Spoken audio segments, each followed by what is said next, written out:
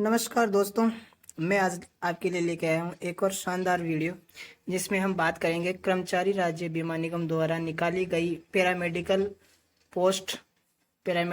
भर्ती राजस्थान क्षेत्र के लिए, जिसमें 125 सीटें हैं। टोटल पद हैं 125। उनमें कौन कौन से पद हैं, किस प्रकार हैं, तो मैं आपको बता देता हूँ कि जूनियर रेडियोग्राफर के 29 पोस्ट हैं, मेडिकल लेबोरेटरी टेक्नोलॉजी के 44 पद हैं, ओटी असिस्टेंट के 19 पद हैं और फार्मासिस्ट एलोपैथी के 14 पद हैं, रेडियोग्राफर के 4 पद हैं, सोशल गाइड के 4 पद हैं इन दोनों के, और ऑडियोमीटर का 1 पद है और मेडिकल रिकॉर्ड असिस्टेंट के 4 पद है। इस प्रकार कुल मिला के 125 पदों पर भर्ती निकाली गई है।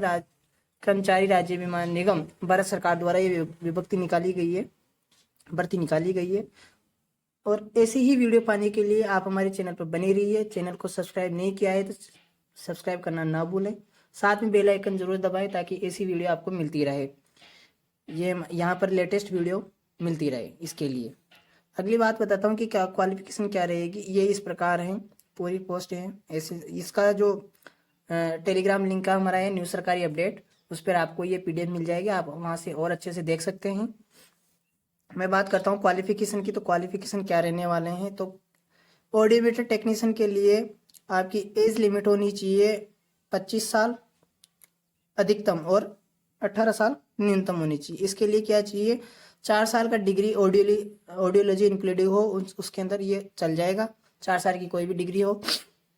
उनके अलावा क्या रहेगा अलग पोस्ट के लिए, तो अलग पोस्टों के लिए जैसे ECG टेक्नीशियन के लिए क्या पोस्ट रहने वाली है, इसके लिए भी 18 से 25 साल की उम्र होनी चाहिए, 10वीं प्लस होना, 12वीं पास होनी चाहिए आप साइंस के अनुसार, और 2 साल का ECG का डिप्लोमा होना चाहिए आपके पास, ये चल जाएगा उसके अंदर। तो इस प्रकार सब में 12th क्लास है, मेडिकल रिकॉर्ड में भी 12th क्लास है और जूनियर रेडियोग्राफर में भी 12th क्लास है। सोशल गाइड के लिए इसमें भी डिग्री या डिप्लोमा होना चाहिए आपके पास। OT स्टूडेंट के लिए 10+2 चाहिए और रेडियोग्राफर के लिए भी 12th क्लास चाहिए। जूनियर मेडिकल लेबोरेटरी के लिए भी 12th क्लास पास होनी चाहिए, साथ में डिप्लोमा इनका इंक्लूडिंग है।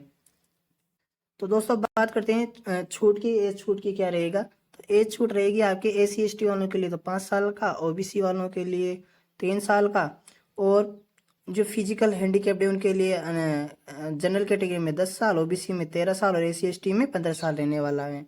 एक्स सर्विसमैन के लिए 3 से 8 साल का रहेगा। और ESIC अगर आप राज्य कर्मचारी इसके कर्मचारी हैं तो आपको 40 साल, 43 साल और 45 साल तक आपको छूट रहेगी। नेशनलिटी को किसकी होनी चाहिए, देखो इस फॉर्म के लिए या तो आप इंडिया के हों या नेपाल के हों या भूटान के हों या तिब्बतियन रिफ्यूजी हों, तो ये भी आपको चल जाएगा। दोस्तों फॉर्म है जो ऑनलाइन ही एक्सेप्ट होंगे। 30 अक्टूबर 2023 तक एक लास्ट डेट है, उससे पहले 1 तारीख से स्टार्ट हो चुके हैं और 30 अक्टूबर लास्ट डेट है। इसके अलावा और किसी भी प्रकार से ऑफलाइन अगर आप भेजते हैं तो वो फॉर्म मान्य नहीं होगा। इनके अलावा आपको क्या चाहिए, देखो फॉर्म बनने से पहले आपको पास होना चाहिए, फोटोग्राफ होना चाहिए, सिग्नेचर होनी चाहिए, लेफ्ट थंब का आपका इम्प्रेशन होगा और हैंड राइटर में आपको डिक्लेरेशन मांगा जाएगा। ठीक है, ये इस प्रकार होगा। जो प्रोसेसर होगा वो रजिस्ट्रेशन होगा पहले, फिर पेमेंट ऑफ फीस होगी, फिर डॉक्यूमेंट स्कैन होंगे और अपलोड होंगे। एप्लीकेशन रजिस्ट्रेशन कहाँ होगा, तो www.esic.gov.in पे जाना है। वहाँ पर आपको मेन स्क्रीन पे दिख जाएगा apply online for recruitment to the post for paramedical post in ESIC। तो इस प्रकार आपको रजिस्ट्रेशन करना है। फीस मैं बता देता हूँ आपको, तब तक के लिए आप हमारे चैनल को सब्सक्राइब कर लीजिए। जो फीस रहेगी वह इस प्रकार रहेगी दोस्तों आपकी कि SC ST PWD departmental candidates और फीमेल कैंडिडेट्स और एक्स सर्विसमैन के लिए 250 रुपये हैं। वही ऑल अदर कैटेगरीज है जैसे OBC और जनरल और अनरिजर्व के लिए 500 रुपये फीस रखी गई है।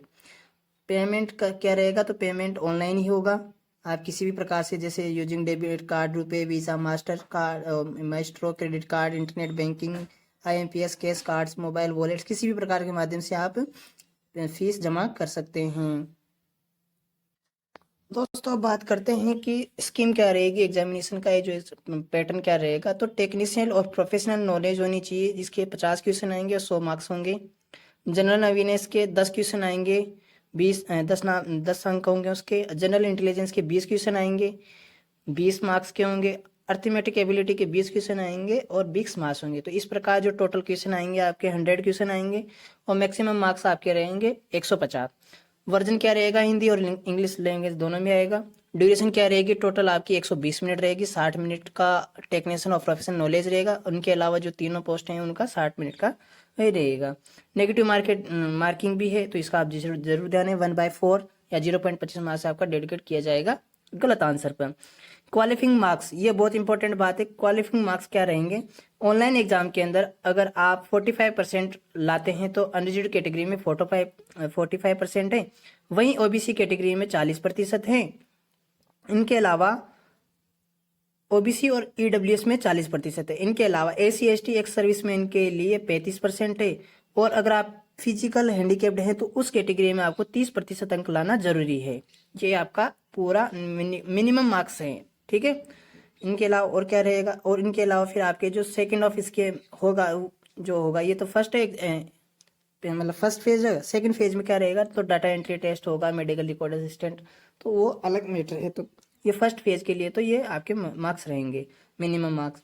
मोड ऑफ सिलेक्शन क्या रहेगा, पहले आपको फेज फर्स्ट पास करना होगा, उसके बाद फेज सेकंड में आपका रिटर्न और डाटा वो रहेगा। अब बात करते हैं आगे दोस्तों, जो इस पोस्ट के लिए एनेक्सर हैं ओबीसी कैंडिडेट के लिए, तो ये इस पीडीएफ के अंदर मिल जाएगा आपको हमारे न्यूज़ सरकारी अपडेट पे या हमारे व्हाट्सएप चैनल पे आप सब्सक्राइब कर सकते। दोनों की लिंक डिस्क्रिप्शन में दी गई है। तो इस प्रकार ये आप देख सकते हैं, ओबीसी का है, ये ईडब्ल्यूएस का है, ये civil post under ex serviceman category के लिए है, ये सर्वेंट हैं, ठीक है, ये एसएससी के। और अगर ये डिफेंस पर्सनल के लिए हैं, ये है physical limitation of examination to write के लिए है।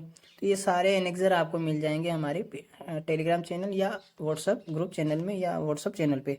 तो इन दोनों के डिस्क्रिप्शन में लिंक दिया गया है। वीडियो अच्छा लगा हो तो शेयर कर दीजिए, लाइक करना और कमेंट करना ना भूलें। और मिलते हैं हम नेक्स्ट वीडियो में, तब तक के लिए राम राम, जय हिंद, वंदे मातरम।